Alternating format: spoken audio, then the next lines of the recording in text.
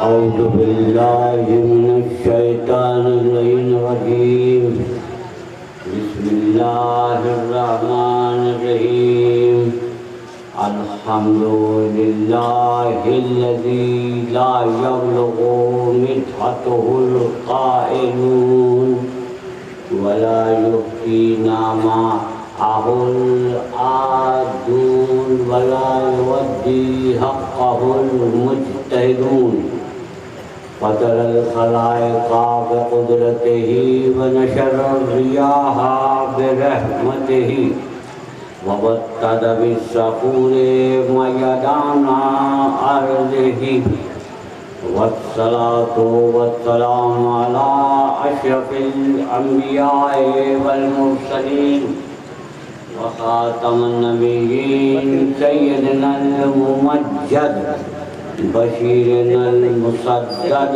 نذيرنا المؤيد المصطفى الأمجد محمود الأحمد أبي القاسم اللهم صل على محمد وآل محمد وآله الطيبين الطاهرين المعصومين المظلومين وأشهد أن لا إله إلا الله وحده لا شريك له وأشهد أن محمدًا عبده ورسوله وأشهد أن أمير المؤمنين وإمام المتقين عليا ولي الله ووصي رسول الله وخليفته بلا فصل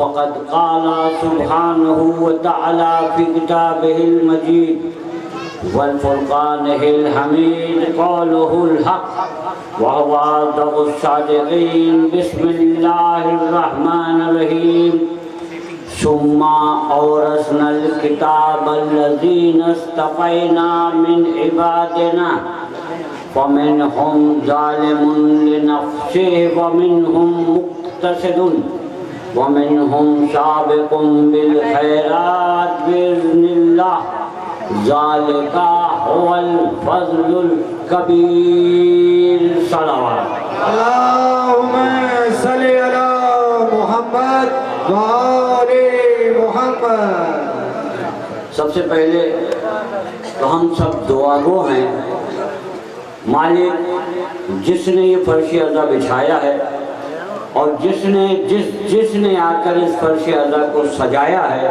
پروردگار ان کی توفیقات میں اضافہ فرما ان کو اپنے حفظ و امان میں رکھ اور یہ بڑا دیکھیے عجیب اتفاق ہے یہ 1-2 منٹ کی باتیں ہیں پھر ہم اپنے موضوع پہ داخلہ نہیں مل سکتا کہ نہیں سر اس کی ایج کم ہے یہ یہاں نہیں آ سکتا اور پرائمری اسکول میں یا ایلیمنٹری مونٹیسری اسکول میں 60 سال کے آدمی کا داخلہ منع ہے یہ نہیں آ سکتا بھائی اس کی عمر دیکھو اور 10 دیکھو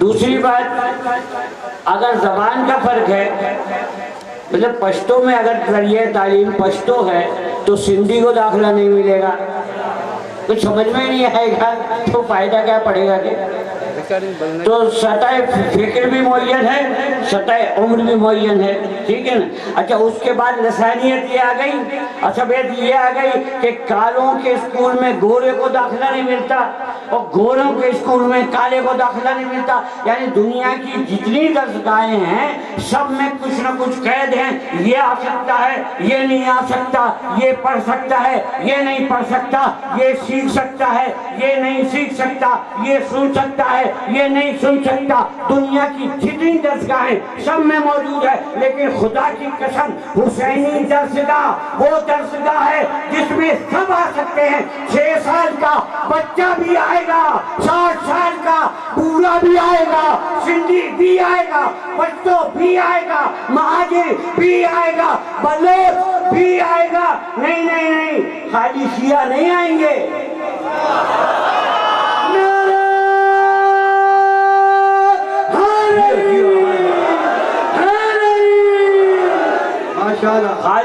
خالی شیعہ نہیں آئیں گے. یہ حسینی درسگاہ ہے، یہاں بریلوی بھی بیٹھا ہے، یہاں دیوبندی بھی بیٹھا ہے، یہاں اہل حدیث بھی بیٹھا ہے. نہیں، یہ تو سب ہمارے مسلمان بھائی ہیں نا. نہیں، یہاں یہودی بھی آ سکتا ہے، عیسائی بھی آ سکتا ہے، ہندو بھی آ سکتا ہے، سکھ بھی آ سکتا ہے. یہ دربار حسینی ہے.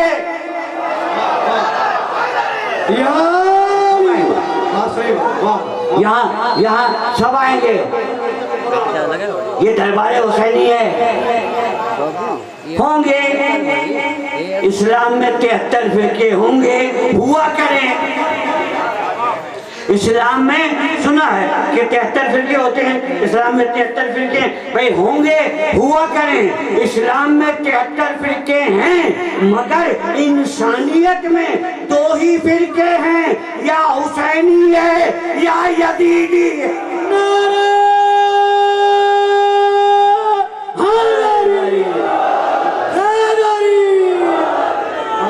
حسین زندہ آباد، زندہ آباد، مرد آباد، مرد آباد.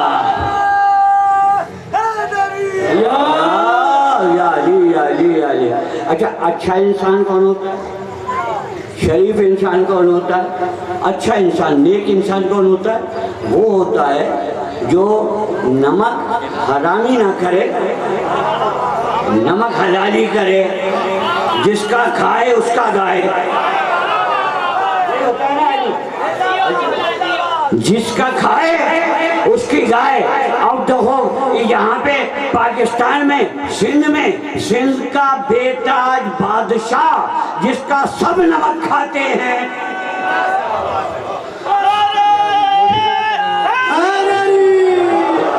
سندھ کا بے تاج بادشاہ جس کا سب نمک کھاتے ہیں، سندھ کا بادشاہ نہیں ہے، وہ تو کائنات کا بادشاہ ہے. سندھ کا بادشاہ اس لیے کہہ رہا ہوں کہ سندھ میں تو اس کا دارالخلافہ ہے. تو سندھ کا جو بادشاہ، بے تاج بادشاہ، جب سب اس کا نمک کھاتے ہیں تو نمک حلالی کا تقاضا یہ ہے کہ جو اس نے کہا ہے اس کو سنیں بھی، اس پر عمل بھی کریں. اور سندھ کے بے تاج بادشاہ کا نام ہے حضرت لال شہباز قلندر.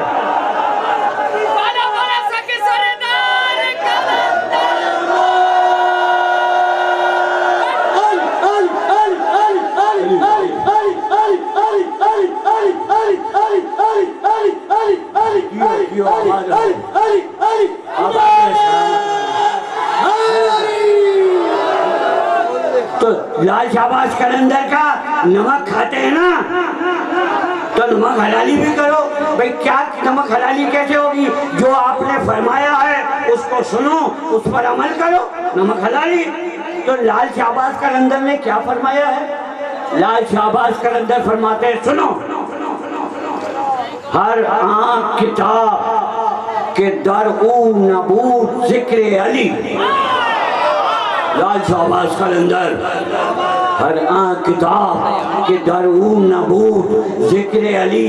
لعنت برو کتاب و صاحب کتاب کن.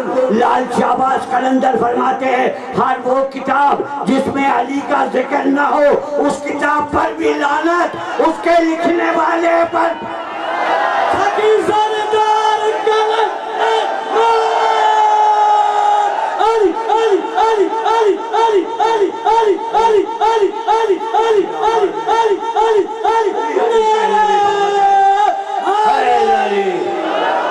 عبادت ہے علی کا نام لینا، علی کہنا بھی عبادت ہے. اچھا اب یہاں تک قلندر بادشاہ تک بات آ گئی نا، تو ایک چیز اور کہتا چلوں. سندھ میں میرا اکثر، یہاں میں اتفاق سے پہلی مرتبہ آیا ہوں آپ کی خدمت میں، لیکن سندھ میں اکثر آنا جانا رہتا ہے، تو ہمارے راستے میں آتے جاتے ہوئے گفتگو بھی ہوتی ہے، ذکر بھی ہوتا ہے. تو 2 شخصیتیں ہیں، ابھی میں نام لے رہا ہوں، وہ سب جانتے ہیں، خاص طور سے سندھی ضرور جانتا ہے، یعنی سندھ والا.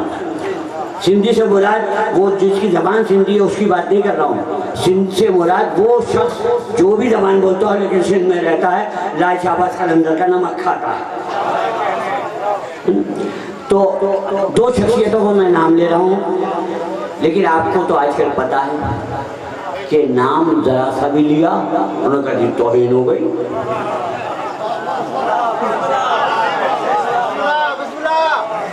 پرچہ کر جائے گا, FIR ہو جائے گی, میں نے کراچی میں جا کے 2 مجلسیں پڑھنی ہیں.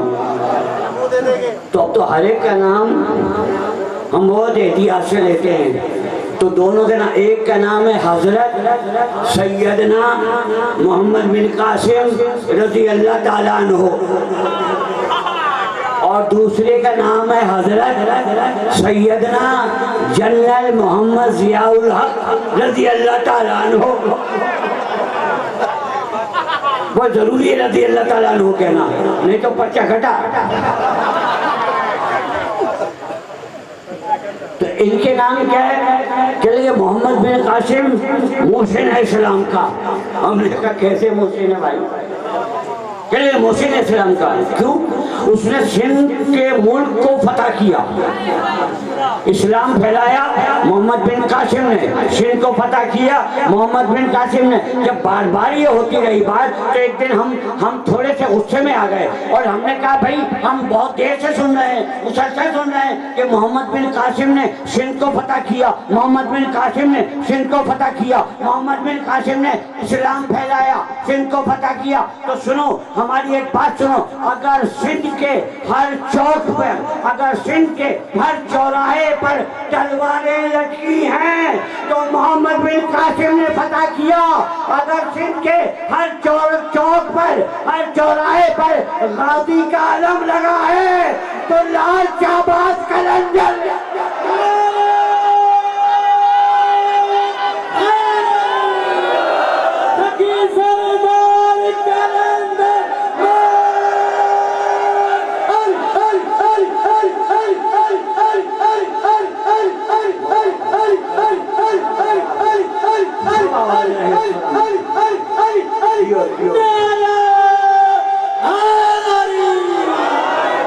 اور دوسرا کردار وہ تو آپ کو پتا ہے کہ بادشاہ سلامت تھے, تو اسلامی نظریاتی کمیٹی اب بھی ہے, اس کا علاج ہوا, اس کی صدارت موصوف جنرل صاحب خود کر رہے تھے, اور موصوف نے صدارت کرتے ہوئے تمام علماء موجود تھے, ہر مکتب فکر کے, سنی شیعہ بریلوی سب مکتب فکر کے ممبر تھے, سب موجود تھے. تو جنرل صاحب نے یہ کہا, اچھا یہ واقعہ میں اس لیے بیان کر رہا ہوں کہ یہ میرا ذاتی, اس کمیٹی کے جو ممبر تھے ان کا نام تھا علامہ عباس حیدر آبادی, اور یہ جو حانی بیٹھے ہوئے یہ حانی کے سسر کے ابا ہیں, حانی کے سسر کے ابا ہیں. علامہ عباس حیدر آبادی مرحوم انتقال ہو گیا. انہوں نے بتایا یہ بات کیا کہ ضیاء الحق نے میٹنگ کے دوران کہا مجھے اسلام چاہیے, علماء سے مخاطب ہو کے کہا سنیں مجھے اسلام چاہیے, اسلام نافذ کروں گا, مجھے اسلام چاہیے مگر علی کے بغیر. ایسا بھی سچا واقعہ عرض کر رہا ہوں آپ کے سامنے, مجھے اسلام چاہیے مگر علی کے بغیر. علماء کرام نے سر اٹھا کے دیکھا, لیکن اب کیا اس کی بات کیا جواب دیں. دیکھیے کتا جو ہے نا, کتا نجس ہے, اس کو نہلانے سے, سارا دن نہلاتے رہو, اس کو نہلانے سے کتا پاک نہیں ہوتا, نہلانے والا نجس ہو جاتا ہے. یہ ایسے ہے نا, کتا پاک نہیں ہوگا, جو نہلانے کی کوشش کر رہا ہے نا وہ ناپاک ہو جائے گا. تو یزید کو لاکھ رضی اللہ کہتے رہو,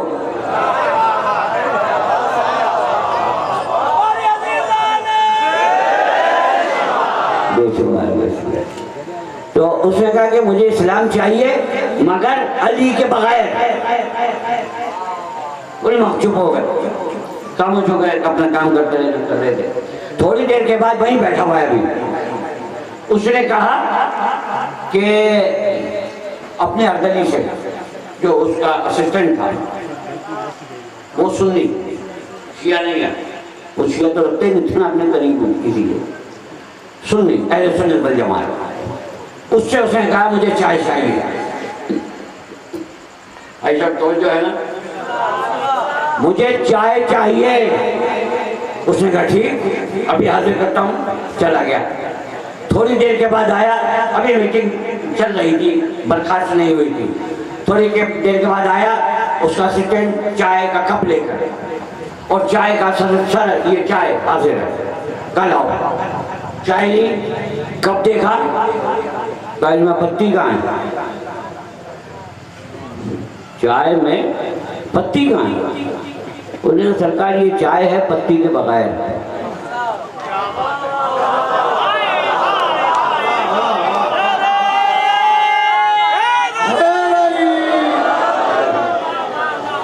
اس نے کہا بدبخت، کبھی پتی کے بغیر بھی چائے ہوئی ہے؟ کہا چائے پتی کے بغیر ہو سکتی ہے. تو فوراً اس نے کہا کیوں نہیں ہو سکتی جنرل صاحب؟ جب اسلام علی کے بغیر ہو سکتا ہے تو چائے بھی پتی کے بغیر ہو سکتی ہے.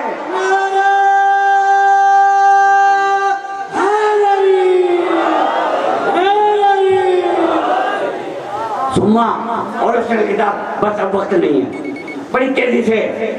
سما اور اس نے کتاب الذین اصطفینا من عبادنا، ہم نے کتاب کا وارث چن لیا. ہم نے کتاب کا وارث بنا لیا. کس کا؟ قرآن کا. سما اور اس نے کتاب الذین اصطفینا من عبادنا، ہم نے اپنے مصطفیٰ بندوں میں سے کتاب کے وارث چن لیے، ہم نے بنائے، ہم وارث بنانے والے ہیں. اچھا، وارث سے کیا فرق پڑتا ہے؟ ورثے پر کیا فرق پڑتا ہے؟ آپ دیکھ رہے ہوں گے، آتے جاتے رہتے ہیں دنیا میں، آپ نے دیکھا ہوگا کہ وہ بہت سارے مکان بڑے اچھے بنے ہوئے، لیکن ایک مکان بڑا بوسیدہ، خستہ، گر رہا ہے، جھٹک رہی ہیں اس کی چھتیں. تو آپ پوچھتے ہیں بھئی یہ اس مکان کا یہ حال کیوں ہے؟ تو کوئی آپ کو بتاتا ہے وہاں والا کہ بھئی اس لیے ایسا حال ہے کہ اس کا کوئی وارث نہیں ہے. بچے کھیل رہے ہیں، بڑے اچھے پڑھے لکھے شریف ادب تہذیب والے، ایک بڑا بدتمیز ہے، اور نہ کپڑے صحیح ہیں، نہ گفتگو صحیح ہے، نہ ادب ہے، نہ تہذیب ہے، نہ سلام. بھئی یہ کیوں ہے ایسا؟ تو سرکار اس کا کوئی وارث نہیں ہے، لاوارث ہے. نہیں تو ہر وہ چیز جس کا وارث نہ ہو وہ بگڑ جاتی ہے، تباہ ہو جاتی ہے، برباد ہو جاتی ہے. بھئی دنیا کی چیزیں چھوڑ دیجئے، آسمانی کتابیں ہیں، اللہ نے انجیل نازل کری، اللہ نے زبور نازل کری، اللہ نے توریت نازل کری، لیکن نہ آج انجیل ہے، نہ توریت ہے، نہ زبور ہے. کیوں نہیں ہے؟ اس لیے نہیں ہے کہ نہ انجیل کا کوئی وارث تھا، نہ زبور کا کوئی وارث تھا، نہ توریت کا کوئی وارث تھا. یہ کتابیں اللہ کی طرف سے آئی تھی، یہ کتابیں آسمانی تھی، لیکن آج یہ کتابیں موجود نہیں ہیں، کوئی ان کا پوچھنے والا نہیں ہے، ملتی نہیں، محرف ہیں، بدل چکی ہیں. لیکن قرآن مجید بھئی بڑی بڑی حکومتیں زیر و زبر ہو گئی، قرآن کے زیر و زبر میں فرق نہیں کر سکی، فرق نہیں ڈال سکی. قرآن کل بھی ویسا ہی تھا، آج بھی ایسا ہی ہے، کل بھی ویسا ہی رہے گا. قرآن کل بھی نہیں بدلا، آج بھی نہیں بدلا، کل بھی نہیں بدلے گا. قرآن کل بھی محرف نہیں تھا، آج بھی محرف نہیں ہے، کل بھی محرف نہیں تھا. اس کی وجہ کیا ہے؟ اس کی وجہ یہ ہے بھئی انجیل بدل گئی، توریت بدل گئی، زبور بدل گئی، برباد ہو گئی، چلی گئی، غائب ہو گئی. قرآن آج بھی موجود ہے. اس لیے اس کا مطلب یہ ہے کہ کہیں نہ کہیں قرآن کا کوئی نہ کوئی وارث بیٹھا ہے.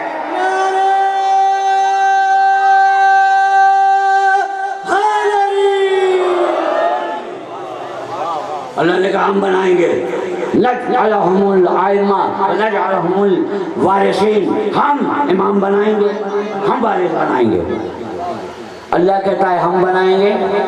روڈوں پہ چلی جائیے، رکشے والے کہتے ہیں ہم بنائیں گے۔ ہر چوتھے پانچویں رکشے پہ لکھا ہوا ہے اللہ وارث۔ تھوڑا سا جیک لگا کے دماغ میں اونچا کر لیتے، اللہ وارث نہیں ہے، اللہ تو مالک ہے، اللہ تو خالق ہے، اللہ تو وارث بناتا ہے، اللہ وارث بناتا ہے۔ یہ رکشے والے وارث بنائیں گے؟ وہ بڑی عجیب بات ہے۔ یہ رکشے والے، یہ 30 روپے کی چائے پینے والے، یہ ڈھابے پہ بیٹھ کر چینک والی چائے پینے والے، ایک دن پتہ نہیں کیا ہوا، سارے رکشے والوں کی یونین ٹوپیاں پہن کر 4 اسٹار ہوٹل میں بیٹھ گئی 300 روپے کپ کا چائے پینے۔ پرانی بات نہیں ہے۔ اور جب اتنی مہنگی چائے پی تو نشہ ہو گیا۔ جب نشہ ہوتا ہے تو آدمی بہکتا ہے۔ وہ کہا تھا نا کسی نے کہ جب زیادہ نشہ ہوتا ہے تو زیادہ بہکتا ہے، کم نشہ ہوتا ہے تو کم بہکتا ہے۔ اب ان کو زیادہ نشہ ہو گیا، جب زیادہ نشہ ہو گیا تو یہ اپنی اوقات سے باہر آ گئے، کبھی اذانوں پہ بات کر رہے ہیں، کبھی علی ولی اللہ پہ بات کر رہے ہیں۔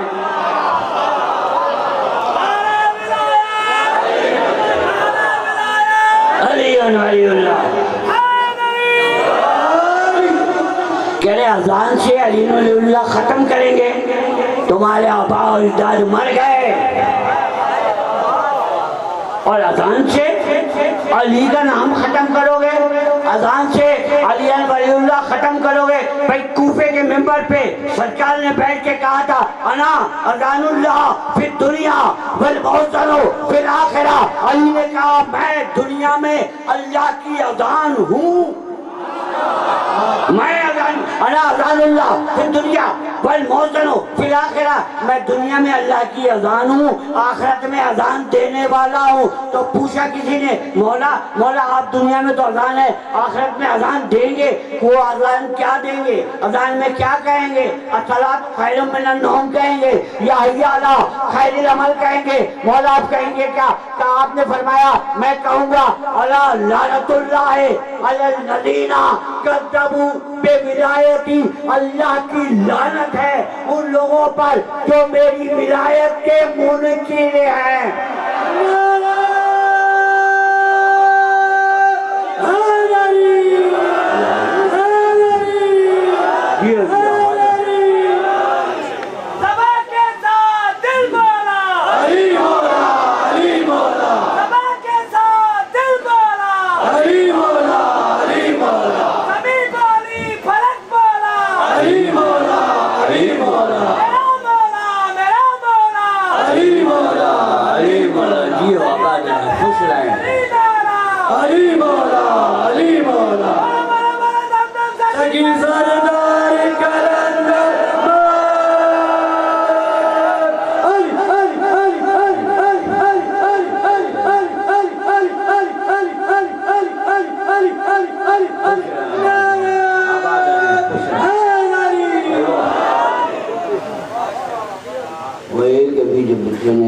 کھڑے ہو کے اور یہ نعرہ لگایا تو مجھے یاد آ گئے درزی۔ اچھا ایک درزی تھا جو گانے گا رہا تھا بہت زور سے، سنیے گا توجہ کے ساتھ، گانے گا رہا تھا۔ جب گانے گا رہا تھا وہاں سے سرکار امیر المومنین کا گزر ہوا، آپ نے سنا اور بلایا ادھر آ گیا دوڑتا مولا حکم کہ کیا کر رہا ہے؟ تو سرکار گانے گا رہا کہا کیوں؟ کیا وہ سی رہا ہوں نا، اگر میں گانے نہیں گاؤں تو میرا ہاتھ نہیں چلتا۔ اچھا یہ آپ لوگوں کے ابھی ہوتا ہوگا نا سب جوانوں کہ کچھ نہ کچھ وہ جو بھی کام کر رہے ہیں تو اگر پیچھے سے ساؤنڈ آ رہی ہے تو وہ اپنا ان کا کام چلتا رہتا ہے، ہاتھ پہنچتے رہتے ہیں، بڑی تیزی میں کام کرتا ہے۔ محرموں میں نوئے لگا دیتے ہیں لڑکے تو وہ چل رہے ہیں۔ تو کہا سرکار اس کے بغیر میرا کام نہیں ہو سکتا، میں بند کر دیتا ہوں، یعنی کام میرا رک جاتا ہے۔ آپ نے فرمایا تو آیت قرآن کیوں نہیں پڑھتا؟ قرآن کی تلاوت کیا کر، اللہ کا نام لیا کر، آیتیں پڑھا کر، برکت بھی ہوگی اور کام بھی تیرا نہیں روکے گا۔ کہا سرکار میں کیا کروں، جاہل ترین آدمی ہوں، بڑی کوشش کری کہ کوئی آیت یاد ہو جائے، لیکن آج تک بڑا ہو گیا، اتنا اب بوڑھا ہو رہا ہوں مگر اتنا بڑا ہو گیا ابھی تک کوئی آیت یاد نہیں ہوئی۔ تو آپ نے فرمایا ذرا اپنا کان میرے ہونٹوں کے قریب لا، تو اپنا کان سرکار کے ہونٹوں کے قریب لایا۔ آپ نے کچھ کہا، اس کے بعد پیچھے ہٹا اور اس نے کہا مولا مولا میں قرآن کا حافظ ہو گیا، میں قرآن کا حافظ ہو گیا، پوری زندگی کوشش کری میں نے، ایک آیت یاد نہیں ہو رہی تھی، آپ نے جاہل کو عالم بنا دیا۔ اختیار علی دیکھا، رکشے والوں وہاں بیٹھ کے باتیں کرتے ہو تو آ کے دیکھو اختیار علی، دیکھو اختیار علی، دیکھو اختیار علی کیا ہے، جب چاہا درزی کو عالم بنا دیا اور جب چاہا فرشتے کو درزی بنا دیا۔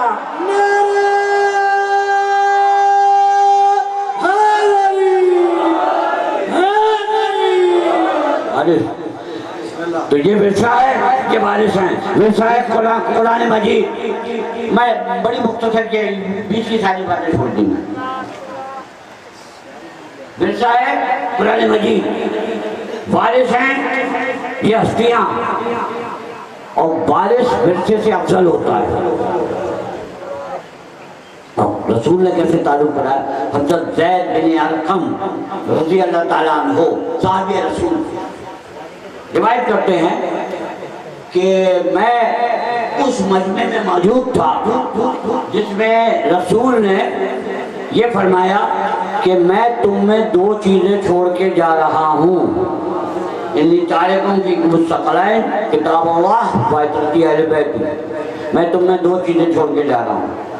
سرکار نے فرمایا، زید کہتے ہیں یہ کہہ کر سرکار جھکے اور جھکنے کے بعد دونوں ہاتھوں سے علی کو اٹھایا۔ زید بن ارقم کہہ رہے ہیں بھائی، دونوں ہاتھوں سے علی کو اٹھایا اور پھر کہا میں 2 چیزیں چھوڑ کے جا رہا ہوں۔ زید کہتے ہیں مجھے بڑی حیرانگی ہوئی، چیزیں 2 چھوڑ کے جا رہے ہیں، دکھا ایک کو رہے ہیں، دکھا ایک کو رہے ہیں، چیزیں 2 چھوڑ کے جا رہے ہیں۔ بھائی ہونا یہ چاہیے تھا کہ ایک ہاتھ سے تو قرآن کی کوئی بھی آیت ہوتا، آیت بھائی پتوں پہ تو لکھی ہوئی تھی، درختوں کی چھال پہ تو لکھی ہوئی تھی، ایک ہاتھ سے وہ آیت اٹھاتے کہ یہ اللہ کی کتاب چھوڑ رہا ہوں، اور ایک ہاتھ سے علی کو اٹھاتے کہ یہ اہل بیت چھوڑ رہا ہوں۔ تو دونوں ہاتھوں سے علی کو اٹھایا، نہ قرآن کو اٹھایا نہ کوئی آیت اٹھائی، اور کہہ رہے ہیں کہ میں چیزیں 2 چھوڑ کر جا رہا ہوں۔ اچھا ایک چیز اور عرض کر دوں، زید بن ارقم کہہ رہے ہیں کہ انہوں نے علی کو اپنے سامنے دونوں ہاتھوں سے بلند کیا۔ دیکھیے حکمت پیغمبر، کچھ کہنے کی ضرورت ہی نہیں ہے۔ وہ اگر کوئی بہرا بھی کہے کہ میں بہرا تھا، میں نے سنا ہی نہیں رسول نے کیا کہا تھا، تو رسول نے کام ایسا کیا ہے کہ دیکھنے سے نظر آ جائے۔ بھائی یہاں ممبر پہ میں بیٹھا ہوں، آپ کو میں نظر آ رہا ہوں، کلیئر نظر آ رہا ہوں، ایسا نظر آ رہا ہوں، جہاں تک لوگ بیٹھے سامنے سب کو میں نظر آ رہا ہوں، چھپا ہوا تو نہیں ہوں، میں نظر آ رہا ہوں۔ اور اگر میں حنیف ہوئی جوان بچہ ہے، اس کو میں دونوں ہاتھوں سے اپنے سامنے یوں کھڑا کر لوں، بلند کر لوں۔ اب ایمانداری سے چھوڑیے شیعہ سنی کی بحث، ایمانداری سے بتائیے آپ کو میں نظر آؤں گا یا وہ نظر آئے گا جس کو میں نے اٹھایا؟ جس کو میں نے اٹھایا ہے نا، اب آپ کو میں نظر نہیں آؤں گا. جب تک میں نے اٹھایا نہیں تھا تو میں نظر آ رہا تھا، جب میں نے اٹھایا تو میں چھپ گیا، یہ سامنے آ گیا. تو رسول بتانا یہ چاہ رہے تھے کہ جب تک میں ہوں، جب میں چھپ جاؤں تو یہ ہے.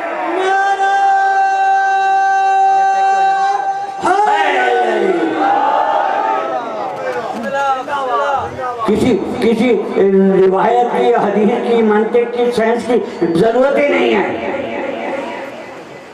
تو اب کہہ رہے ہیں کہ میں تمہیں 2 چیزیں چھوڑ کے جا رہا ہوں، دکھا رہے ہیں ایک کو. اچھا میں یہاں ممبر سے اعلان کروں کہ میں یہاں پہ 2 چیزیں چھوڑ کے جا رہا ہوں، شال اعضا اور تسبیح. اور دکھاؤں آپ کو صرف شال اعضا. 1 مرتبہ آپ برداشت کر لیں گے، 2 مرتبہ کر لیں گے، 3 مرتبہ. جب میں بار بار کہوں گے دونوں چیزیں، شال اعضا بھی چھوڑ رہا ہوں، تسبیح بھی چھوڑ رہا ہوں، تو آخر کیا آپ پوچھ ہی لیں گے کہ مولانا عجیب بات کر رہے ہیں آپ، کہتے کچھ ہیں کرتے کچھ ہیں. آپ کہہ رہے ہیں کہ میں تسبیح اور شال اعضا چھوڑ کے جا رہا ہوں، جبکہ آپ خالی شال اعضا دکھا رہے ہیں، تسبیح تو دکھائی نہیں رہے. تو بھائی یہ کہنے والے کا قصور نہیں ہے، بلکہ سننے والوں کی بصیرت کا فرق ہے. جب میں کہہ رہا ہوں کہ شال اعضا اور تسبیح چھوڑ کر جا رہا ہوں، دیکھ رہے ہیں آپ صرف شال اعضا، تو اصل بات یہ ہے کہ یہ صرف شال اعضا نہیں ہے، بلکہ اس میں تسبیح چھپی ہوئی ہے جو آپ کو نظر نہیں آئی. بصیرت کی خامی کی وجہ سے یہ تسبیح نظر نہیں آئی. تسبیح بھی ہے، شال اعضا بھی ہے. اسی طرح جب رسول نے علی کو اٹھایا، کہا میں چیزیں 2 چھوڑ کے جا رہا ہوں، دکھایا ایک کو، تو یہ خالی علی کو نہیں دکھا رہے تھے، بلکہ قرآن کا ایڈریس بتا رہے تھے کہ قرآن یا علی سے ملے گا یا علی والے سے ملے گا، بلی والے سے نہیں ملے گا.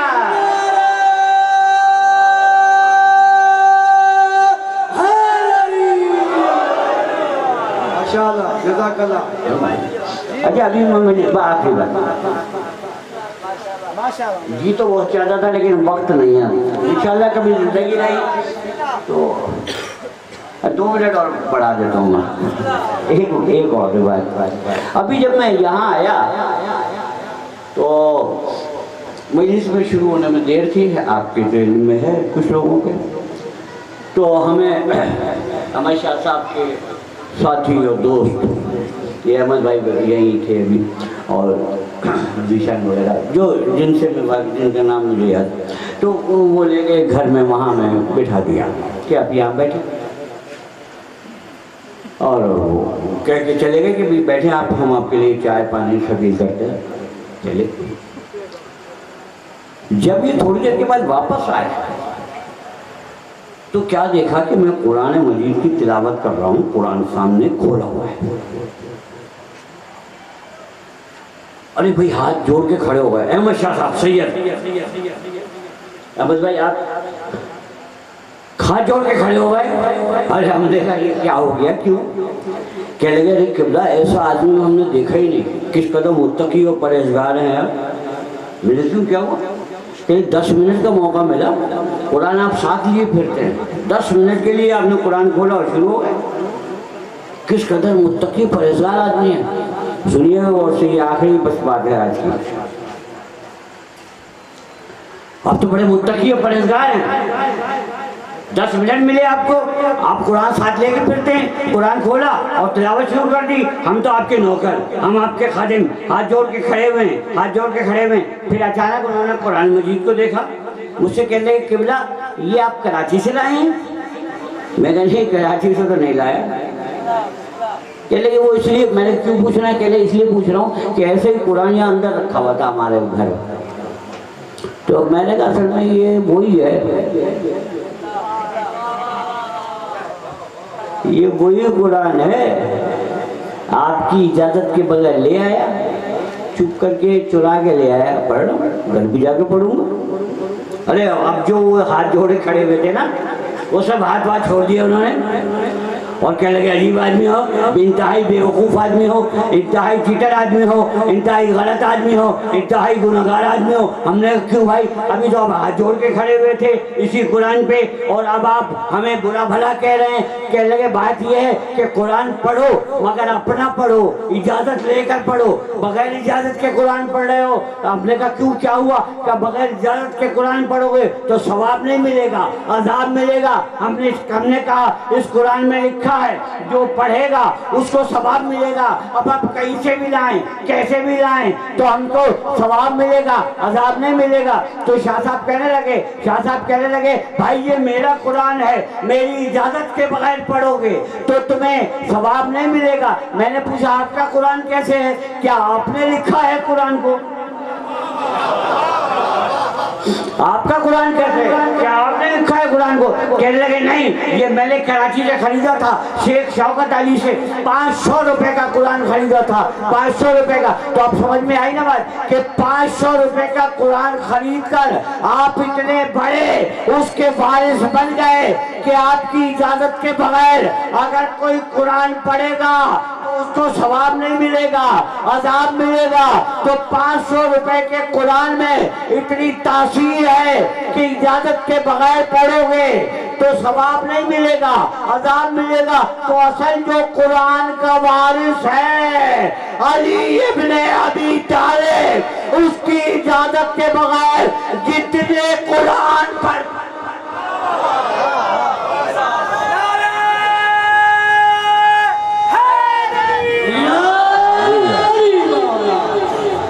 اب تو قبلہ بھی تشریف لا چکے ہیں۔ تو عزاداروں، اس فرش رضا پہ جو آپ آج آئے ہیں، دیکھیے کل ہی میں کہیں یہ ذکر کر رہا تھا کہ اگر میرے گھر میں کوئی میت ہو جائے، کوئی مر جائے، یا کسی کے بھی گھر کسی کا انتقال ہو جائے، کوئی مر جائے، تو یہ بتائیے کہ سارا محلہ، سارے جاننے والے، سارے پہچان والے اس کے گھر جاتے ہیں تعزیت کے لیے، پرسے کے لیے، اس کے گھر جاتے ہیں۔ انتقال ہو جائے تو سارے لوگ اس کے گھر جاتے ہیں پرسے کے لیے۔ کیسی مظلوم بیوی ہے بنت رسول، اس کے گھر میں ایک نہیں 72 جنازے ہوتے ہیں، اور وہ ایک ایک فرش پر آتی ہے پرسہ لینے کے لیے۔ آقا ابتہی لکھتے ہیں کہ جب ایام عزا ہوتے ہیں، کہیں بھی مجلس ہوتی ہے، تو ایک بیوی شام سے قبر سے نکلتی ہے، زندان میں جاتی ہے، زندان میں جا کے کہتی ہے سکینہ اٹھو بیٹا، سکینہ کو لیتی ہے۔ دونوں بیویاں سیدھی مجلس میں نہیں آتی ہیں، یہ دونوں بقیہ جاتی ہے۔ ایک ٹوٹی ہوئی قبر کے پاس کھڑے ہو کے زینب کہتی ہے اماں جلدی چلو، حسین کے اطہار جمع ہو گیا۔ پھر یہ تینوں ہر مجلس میں، مومنین کی ہو یا مومنات کی، کہیں آگے بیٹھ جاتی ہیں، اور جب گریہ اور مصائب شروع ہوتے ہیں، گریہ اور مصائب قبلہ کروائیں گے بھی، تو جب گریہ اور مصائب شروع ہوتے ہیں تو وہ جو بچی بیٹھی ہوتی ہے وہ پوچھتی ہے پھوپھی اماں یہ کون لوگ ہیں اور کیوں رو رہے ہیں؟ کون لوگ ہیں اور کیوں رو رہے ہیں؟ تو وہ کہتی ہیں بیٹا یہ تیرے بابا کے عزادار ہیں، یہ تیرے بابا کی مظلومیت پہ رونے آئے ہیں۔ تو وہ کہتی پھوپھی اماں اس طرح رو رہے ہیں، اتنا گریہ کر رہے ہیں، چیخ چیخ کے رو رہے ہیں، چلا چلا کے رو رہے ہیں۔ پھوپھی اماں کیا انہوں نے بھیا اکبر کے سینے میں برچھی کا پھل لگتے ہوئے دیکھا تھا؟ پھوپھی اماں کیا انہوں نے اصغر کے گلے میں نیزہ تیر لگتے ہوئے دیکھا تھا؟ پھوپھی اماں کیا انہوں نے قاسم کے اوپر گھوڑے دوڑتے ہوئے دیکھے تھے؟ پھوپھی اماں کیا انہوں نے بابا کی لاش کو پامال ہوتے ہوئے دیکھا تھا؟ پھوپھی اماں کیا انہوں نے عباس کے بازو، چچا عباس کے بازو کٹتے ہوئے دیکھے تھے؟ تو کہتی ہے نہیں بیٹا دیکھے تو نہیں تھے، لیکن محبت ایسی ہے، محبت ایسی ہے، اس طرح سے رو رہے ہیں جیسے دیکھ رہے تھے۔ تو وہ ہاتھ جوڑ کے کہتی ہے پھوپھی اماں کاش کاش کاش کاش یہ عزادار کربلا میں ہوتے، یہ سب کربلا میں ہوتے۔ تو زینب کہتی ہے بیٹا سکینہ اگر یہ کربلا میں ہوتے تو کیا تدبیریں بدل جاتی، کیا نظام بدل جاتا، کیا سسٹم بدل جاتا، کیا ایگریمنٹ بدل جاتا؟ تیرے بابا شہید نہیں ہوتے، اکبر کو برچھی نہیں لگتی، اصغر کے تیر نہیں لگتا، عباس کے بازو نہیں کٹتے۔ کہتی پھوپھی اماں یہ تو سب لکھا ہوا تھا، یہ سب ضرور ہوتا، بابا بھی شہید ہوتے، میرے بھائی کے برچھی بھی لگتی، میرا بھائی کے تیر بھی لگتا، میرے چچا کے ہاتھ بھی کٹتے، لیکن پھوپھی اماں اگر یہ سارے عزادار کربلا میں ہوتے تو پھوپھی اماں مجھے کربلا سے شام تک تماچے نہیں کھانے پڑتے، یہ تماچے نہیں لگنے دیتے عزاداروں۔ 28 رجب واقعات نہیں پڑھ رہا، روایتیں نہیں پڑھ رہا، ایک جملہ۔ 28 رجب جب قافلہ چلنے لگا ہے نا تو فاطمہ سورہ آئی، قافلہ ٹھہراؤ، سب سے مل چکی سکینہ کہاں ہے؟ فاطمہ سورہ کہہ رہی ہے بابا سکینہ کہاں ہے؟ سب سے مل چکی ہے، صرف سکینہ سے ملنا ہے۔ سکینہ آئی قریب، فاطمہ سغریٰ نے قریب کیا سکینہ کو اور کہا سکینہ ایک جملہ یاد رکھنا، سکینہ ایک بات یاد رکھنا، سکینہ بہت خوش قسمت ہو کہ بابا کے ساتھ جا رہی ہو، سکینہ میں بہت بدقسمت ہوں کہ یہاں اکیلا بابا چھوڑ دیا ہے مجھ کو۔ اور عزاداروں بچی کو یاد رہا نا یہ فکرہ، یہ جملہ بچی کو یاد رہا کہ سکینہ بہت خوش قسمت ہو کہ بابا کے ساتھ جا رہی ہو۔ عزاداروں جب پہلا تماچا سکینہ کو عصر عاشور لگا، نہ عباس کو پکارا، نہ علی کو پکارا، نہ بابا کو پکارا، مدینے کی طرف رخ کیا، رخ کر کے کہا فاطمہ سغریٰ بہت خوش قسمت ہو، نہیں آئے یہ تماچے۔ بس آخری فکرہ ہے کہ قبلہ مصائب قبلہ پڑھیں گے، لیکن میں بھی چھوڑ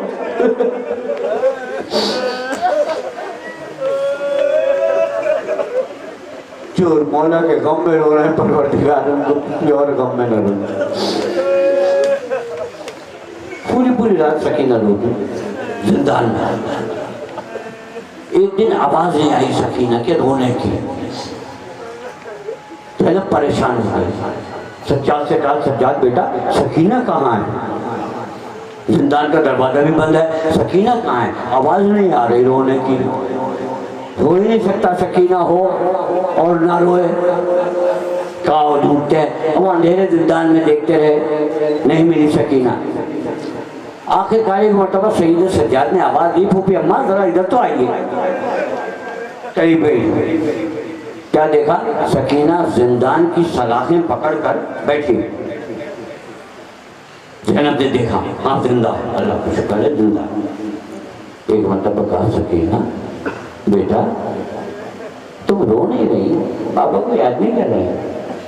کہہ لگی پھوپھی اماں بابا ہی کو یاد کر رہی تھی، آپ کو تو پتہ ہے بابا کے بغیر اور کچھ کام ہی نہیں ہے مجھے، میں بابا ہی کو یاد کر رہی تھی، بابا ہی پر رو رہی تھی۔ لیکن پھوپھی اماں ابھی کچھ دیر پہلے میری دادی آئی تھی اصغر کو گود میں لے کر اور کہہ رہی تھی سکینہ سکینہ اب تو آزاد ہونے والی ہے، سکینہ جلدی آ جا، اصغر اب تک پانی کے قریب نہیں گیا، سکینہ جلدی آ جا، جلدی آ جا۔ اللہ القوم الظالمین وسيعلم الذين ظلموا أيام القادمين